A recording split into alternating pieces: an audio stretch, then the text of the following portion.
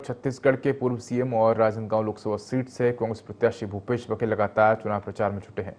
भूपेश बघेल ने दावा किया है कि राज्य की सभी 11 सीटों पर कांग्रेस जीत दर्ज करेगी। भूपेश बघेल से खास बातचीत की स्टेट हेड निधि प्रसाद ने। इलेक्शन हीट में राजनांदगांव के जो कांग्रेस से कैंडिडेट हैं वो किसी भी तरह के परिचय के मोहताज नहीं हैं, क्योंकि पूर्व मुख्यमंत्री भूपेश बघेल राजनांदगांव से कांग्रेस के कैंडिडेट हैं और हमारे साथ वो इस वक्त मौजूद हैं। उनसे सीधे चर्चा करेंगे। सर, सबसे पहले तो आपका बहुत बहुत स्वागत है IND 24 पर। और सबसे पहला मेरा सवाल होगा कि पार्टी ने एक बार फिर एक बड़ा विश्वास आप पर जताया है।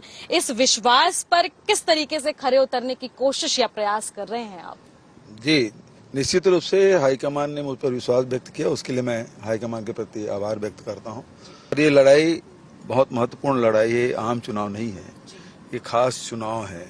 और खास जब चुनाव है, जब जहां संविधान बचाने की बात होती है, लोकतंत्र की जब खतरे में हो, ऐसे समय में हम सबको जुट के आगे आना चाहिए। तो इस मामले में हाईकमान ने मुझे आदेशित किया कि लोकसभा लड़ना है, तो ये मेरे लिए सौभाग्य की बात है। सर, जिस दिन से आपको टिकट मिली है आप रुक नहीं रहे हैं, लगातार आप प्रचार प्रसार कर रहे हैं और एक के बाद एक आप प्रचार प्रसार करते चले जा रहे हैं, पब्लिक से मिल रहे हैं। सर, ऐसे क्या क्या मुख्य मुद्दे, क्या क्या पॉइंट आपको लग रहे हैं जिस पर और भी आगे कार्य करने की अभी आवश्यकता है? देखिए, जहाँ तक के इस चुनाव में जो मुद्दे हैं वो ये है कि जो हमारे 5 साल की सरकार रही है और जो हम लोगों ने काम किया है किसानों के लिए, मजदूरों के लिए, महिलाओं और नौजवानों के लिए, अनुसूचित जाति जनजाति के लिए, उसको लोग भूले नहीं हैं। और कहीं न कहीं उनको लगता है कि हमसे चूक हुई है। और वो जो हम लोगों को लाभ मिलता था, जैसे जैसे समय इस सरकार के बीतते जा रहा है, तो लोग और ज़्यादा गहराई से महसूस कर रहे हैं कि ये सरकार को, पिछली सरकार को जाना नहीं था। तो एक अपने आप में एक बड़ा मुद्दा है जो किसानों के लिए हम लोगों ने किया।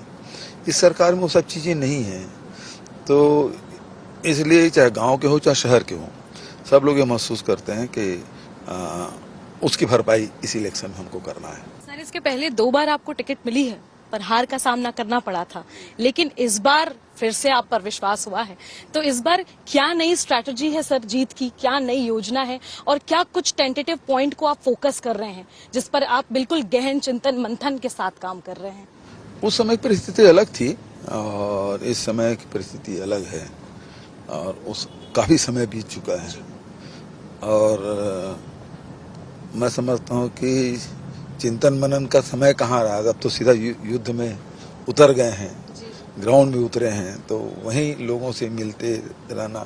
एक दिन में दर्जनों कार्यक्रम लगातार चल रहे हैं और तब भी लोग मतलब 4-4, 5-5 घंटे लोग इंतजार करते हैं। कल की बात है कि करीब 40 कार्यक्रम थे, लेकिन 45-46 जगह में निकल गया। और बारिश भी हो गई, बिजली भी गुल हो गई थी और पानी भी भर गया था, तब भी लोग उस स्थिति में लोग इंतजार करते बैठे रहे और जबरदस्त उत्साह सभी जगह है।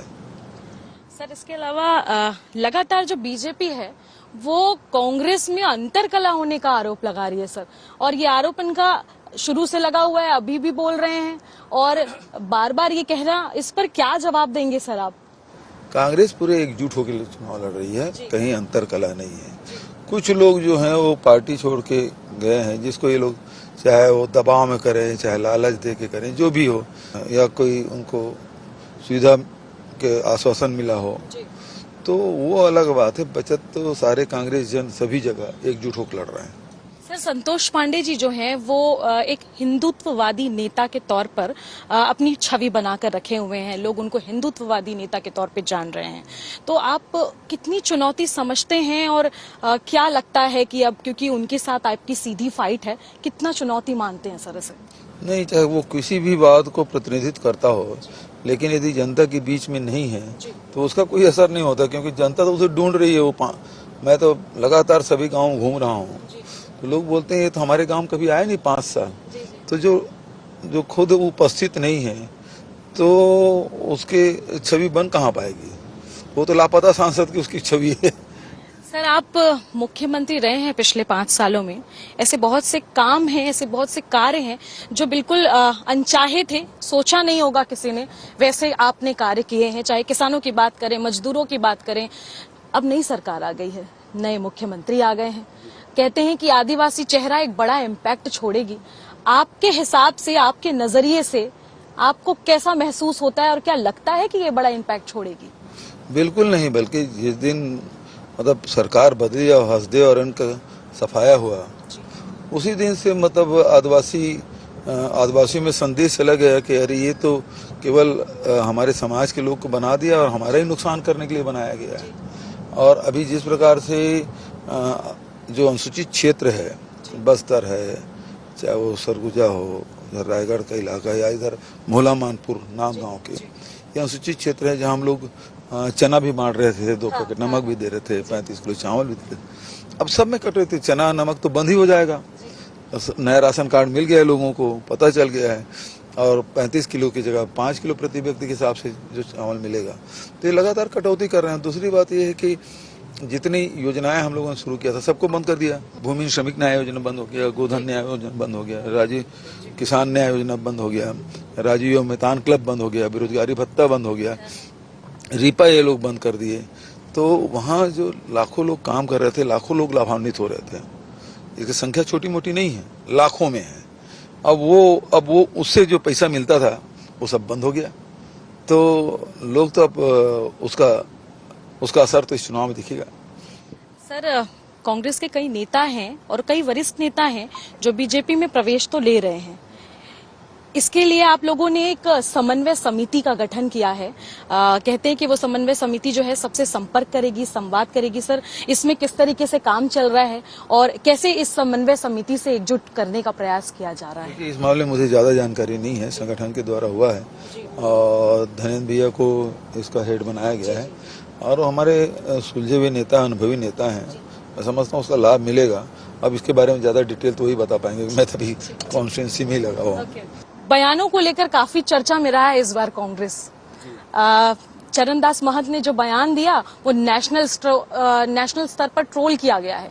आपका क्या कहना है सर इसके बारे में? जो छत्तीसगढ़ी जो कहावत है उसको अब जो लोग नहीं समझते तो उसके लिए बड़ी बात हो जाती है। जो उसको समझते हैं उसके वो उसको हाना के रूप में लेते हैं। तो छत्तीसगढ़ी हाना है ये, तो उसको अब खासकर अब मीडिया चैनल में तो कोई छत्तीसगढ़ी आदमी तो है ही नहीं, बहुत कम गिने चुने हैं। मीडिया हाउस में भी तो उस भावना को समझ नहीं पा रहे हैं और उन्होंने खेद व्यक्त कर दिया, उसके बाद भी चलाए जा रहे हैं। तो आजकल तो गोदी मीडिया की बात तो जानते ही हैं क्या हो रहा है। सर, इसके अलावा एक सवाल ये है कि जब से लोकसभा चुनाव शुरू हुआ है, प्रचार प्रसार का सिलसिला शुरू हुआ है, एक बार फिर से विधानसभा की तर्ज पर पूरे राष्ट्रीय नेता जो हैं वो छत्तीसगढ़ पर पूरा फोकस बना कर रखे हुए हैं और कहीं ना कहीं ये आरोप लगा रहे हैं कि जो कांग्रेस के बड़े चेहरे हैं वो छत्तीसगढ़ नहीं आ पा रहे हैं। तो सर, इसे आप कैसे क्लियर करेंगे? भाई, राहुल जी आ चुके, प्रियंका जी आ चुकी, खड़गे जी आने वाले हैं। हमारे राष्ट्रीय नेता तो यही हैं और हम लोग तो लगातार जा ही रहे हैं। बस्तर के नामांकन रैली में था, कांकेर में बैठक में था, उस दिन प्रियंका जी के साथ कार्यक्रम में था, कोरबा भी नामांकन रैली में गया था। तो लगातार दुर्ग के नामांकन रैली में रहा, यहाँ बैठकें भी की, कार्यकर्ता सम्मेलन भी हो गया। तो हम लोग तो लगातार लगे हुए हैं। मान जी भी लगातार घूम ही रहे हैं। तो सब लोग चाहे राष्ट्रीय स्तर की बात करें चाहे प्रदेश स्तर की बात हो, सब लोग कर रहे हैं। लेकिन भारतीय जनता पार्टी के जो नेता आ रहे हैं और रात रुक रहे हैं, प्रधानमंत्री यहाँ रात रुक रहे हैं, गृह मंत्री यहाँ रात रुके हैं, मतलब ये संकेत स्पष्ट है कि छत्तीसगढ़ में भारतीय जनता पार्टी पिछड़ चुकी है। सर, मतलब भूपेश के भरोसे ने मजबूर कर दिया है क्या यहाँ पर बैठने के लिए सभी को? भूपेश के नहीं, यहाँ मुख्य रूप से बात यही है कि सरकार के जो काम काज है उससे 4 महीने में बहुत निराशा हुई है। जो पिछले सरकार में जिस प्रकार से निर्णय होते थे, काम होते थे, लोगों को सुविधाएं मिलती थी, वो सब चीज गायब है। कौन सरकार चला रहा है यही पता नहीं है। सर, एक बहुत बड़ा ऑपरेशन किया गया है, 29 नक्सली मारे गए हैं और बीजेपी की सरकार है, तो कहीं ना कहीं बीजेपी श्रेय ले रही है कि उनकी सरकार जब से आई है तब से नक्सली जो है उनके लगातार एनकाउंटर्स हो रहे हैं। इस पे आपका क्या कहना है? ये तो जवानों के जो शौर्य है, जी उसकी बहादुरी है, जी निश्चित रूप से उसकी प्रशंसा जितनी की जाए कम है, क्योंकि कैजुअलिटी कम हुई है जी और नक्सली ज्यादा मारे गए हैं।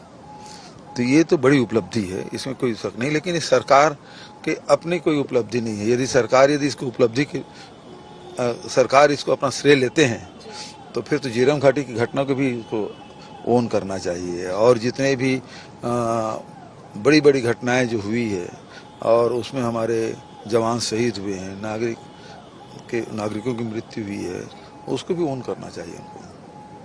सर, ये तो हो गया सारा सवाल। अब इन सवालों से हटके मेरा एक सवाल है कि बिल्कुल सुबह से निकलते हैं आप एनर्जेटिक रहते हैं, शाम को पहुंचते फिर भी एनर्जेटिक रहते हैं, और इतने लोगों से मिलना, ये सारी चीजें, जब आप सीएम थे तो भी यही हाल था, अभी आप पूर्व सीएम है तो भी चेहरे की चमक बिल्कुल भी बदली नहीं है सर आपकी।